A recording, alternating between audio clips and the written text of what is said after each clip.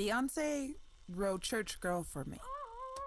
Well, maybe not specifically, but for those of us still trying to get free, I wonder how she knew we needed an anthem, or even more so, a reminder. Most of us in our 30s and 40s and still learning it ain't so much a sin to shake something or to be something worth looking at, yearned for. They taught us it was evil to be wanted, so we didn't even want ourselves. Taught us how not to be in our bodies at all because supposedly that's where the devil lives, but we learned that we were in there too. So call this a homecoming.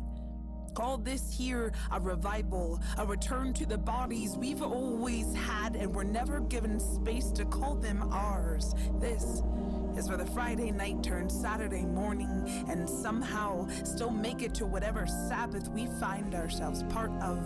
But the difference is, we no longer believe we have to lose ourselves to find God, for where we are, there God is also. I once was called a temple prostitute. After posed confidently in my underwear on Instagram, told me I was leading women away from God and to their bodies. What a tragedy.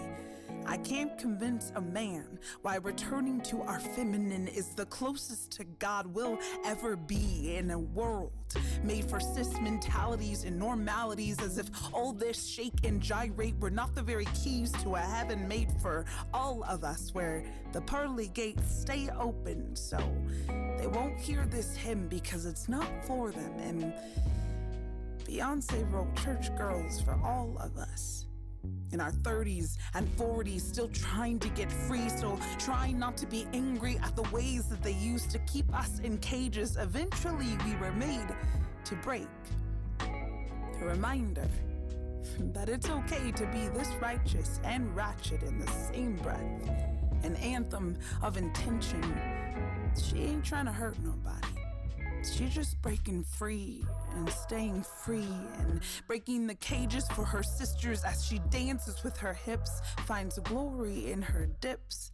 She ain't trying to hurt nobody. She's just free.